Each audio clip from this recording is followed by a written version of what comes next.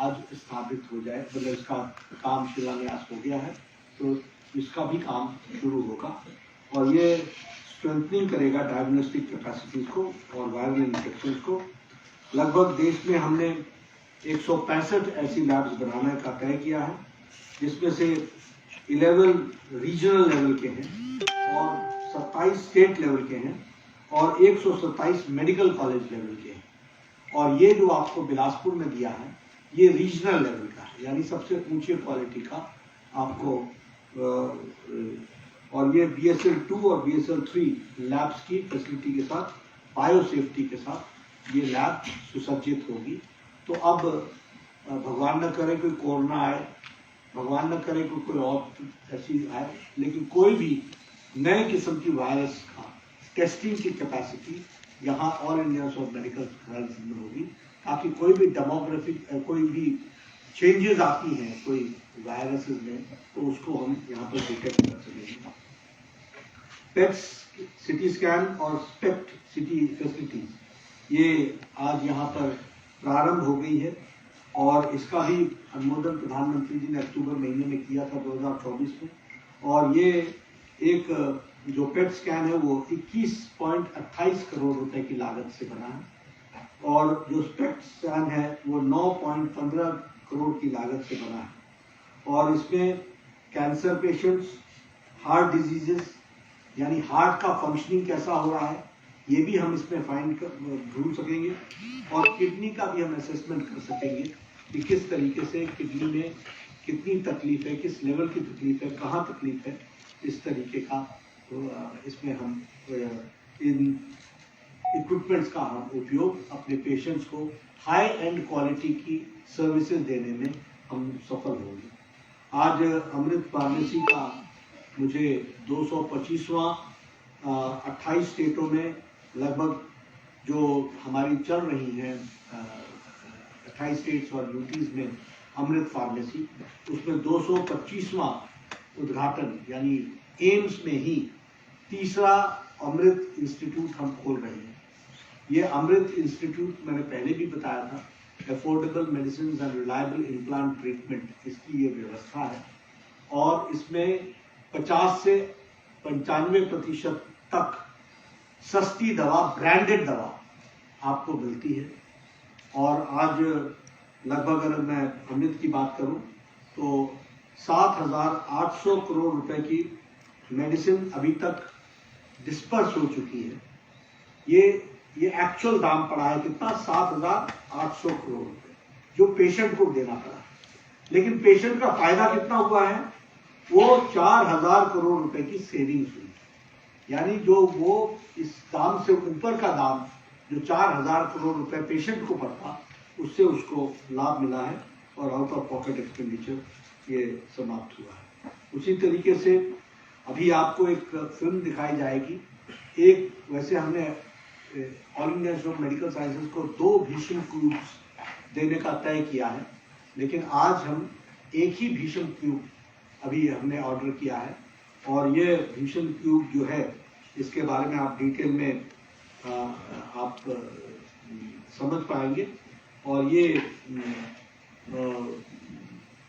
एक भीषम क्यूब की कॉस्ट कितनी है, 3 करोड़। तो ये भीषम क्यूब जो है ये भी आज यहाँ पर इसको भी हम डेडिकेट कर रहे हैं और बहुत जल्द आपके यहाँ ये सप्लाई हो जाएगा, ये आपको मैं बताना चाहता हूँ। इसके साथ साथ जो इंडोर स्टेडियम है वो लगभग 4 करोड़ 90 लाख का वो इंडोर स्टेडियम भी आज उसकी मैंने स्वीकृति दे दी है।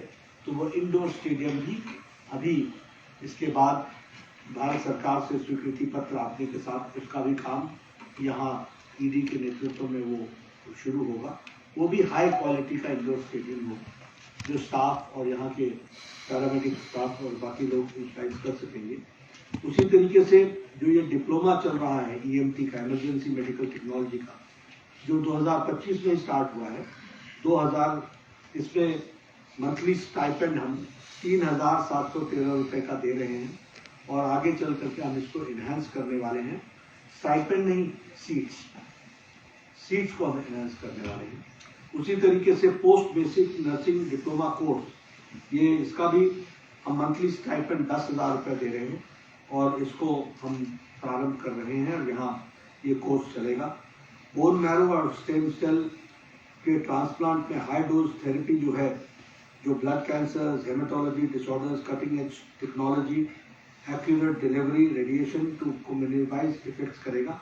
तो इसके लिए भी हम इसको भी हम कार्य रूप देने के लिए all India institute of medical sciences में काम कर रहे हैं। आज जन औषधि दिवस है और जन औषधि दिवस में प्रधानमंत्री जी ने जेनरिक मेडिसिन, अमृत जो मैंने बात की वो ब्रांडेड मेडिसिन है और जो जन औषधि है वही ब्रांडेड मेडिसिन जेनरिक नाम पर आपको मिलती है और लगभग उसमें भी 50% से 80% की दवाइयों का दाम में कमी है और उससे लोगों को लगभग 30,000 करोड़ रुपए का फायदा हुआ है। कितना? 30,000 करोड़ रुपए का फायदा। और वह जेनरिक मेडिसिन आज यहाँ उसके साथ में उनके आप भी थे, आपने भी देखा, हमारे जो पेशेंट्स थे उन्होंने उसको सराहा है। देश भर में 10,000 जन औषधि केंद्र थे। पिछले 1 साल में मोदी जी की तीसरी बार सरकार आने पर वो 5,000 और बढ़ गए हैं। आज 15,000 ऐसे हमारे जेनरिक मेडिसिन के आउटलेट्स हैं। इस साल 2025-26 में हम 5,000 और खोलेंगे और 26-27 हम 5,000 और खोलेंगे। और प्रधानमंत्री मोदी जी ने जो 2024 के चुनाव में वायदा किया है जनता को कि हम 25,000 मेडिकल जन औषधि खोलेंगे, उनको मैं आश्वस्त करता हूं उनके माध्यम से आप सबको कि हम 2027 में ही 25,000 जन आउटलेट्स जन औषधि खोल देंगे ताकि जनता को लाभ मिल सके, सस्ती दवा, इफेक्टिव दवा। और ये भी मैं आपको बताना चाहूँगा कि ये दवाएं जो है, ये दवाएं जो हमारे BSL लैब्स हैं उनसे टेस्टेड है, NABL लैब से ये टेस्टेड है और हर बैच टेस्टेड है, इसलिए क्वालिटी में कोई कॉम्प्रोमाइज नहीं। ये अलग बात है कि कई लोग कोशिश करते हैं कि लोगों को सस्ता क्यों मिले, MRP पर मिलना चाहिए, और हमारी सरकार की कोशिश है कि गरीब लोगों को अच्छी दवा, सस्ती दवा और टिकाऊ दवा और इफेक्टिव दवा मिल सके। तो वो दवा आपको उपलब्ध हो रही है।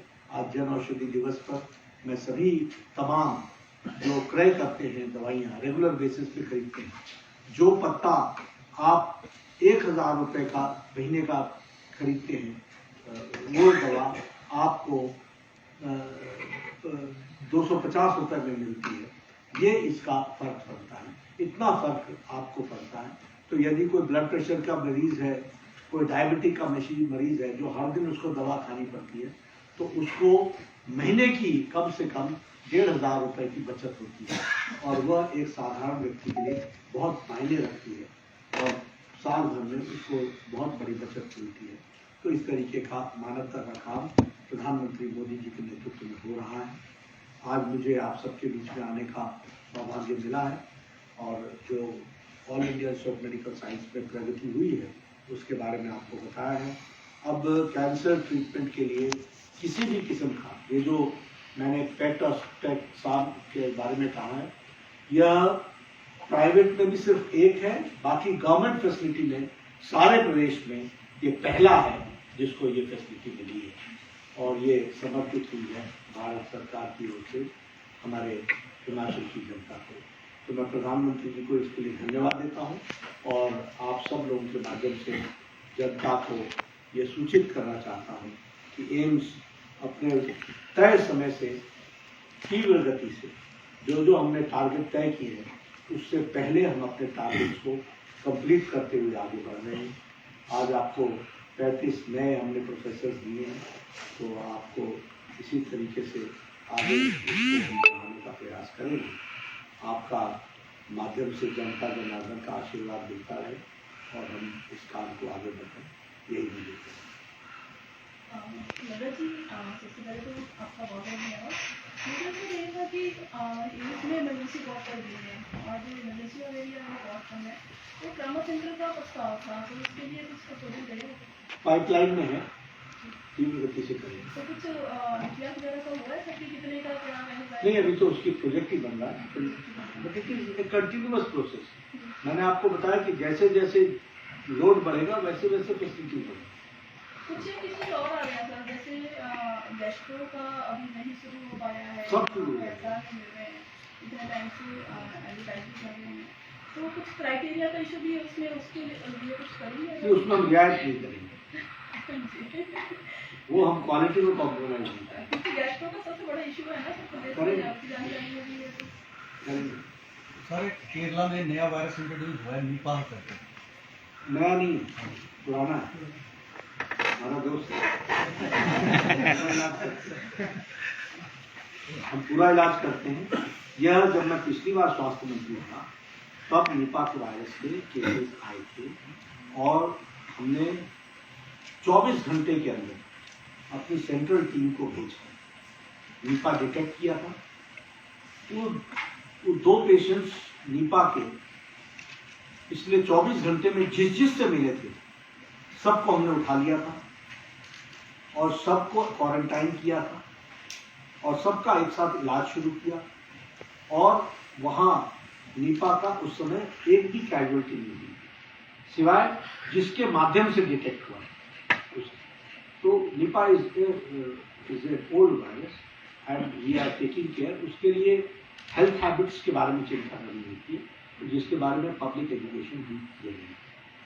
सर जैसे अभी वीडियो सर एक स्वास्थ्य मंत्रालय से हटके क्वेश्चन है, आप दोनों सेंटर के प्रतिनिधि हैं हमारे, तो सर रेलवे का लेकर सबसे बड़ा है कि आज छोड़ दीजिए, आज स्वास्थ्य सर प्लीज प्लीज नहीं, आज सर आज बहुत इंपॉर्टेंट है, नहीं, बहुत आज नहीं लेंगे, फिर आप मेरा सारा स्वास्थ्य भी छोड़ दीजिए आज देना।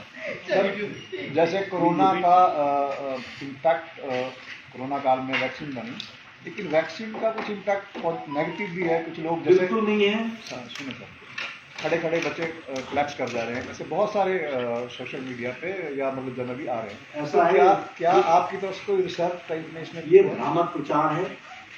हमारे तरफ से इसकी अच्छी रिसर्च हुई है, राज्यसभा में मैंने इसका जवाब दिया है और जितने भी ऐसे केसेस थे सबकी हिस्ट्रीज को हम लोगों ने ट्रेस किया है और ट्रेस करने के बाद ये पाया गया है कि the corona vaccine has been very effective and the results are excellent and this is something which is जो लोगों को भ्रमित करने का काम करता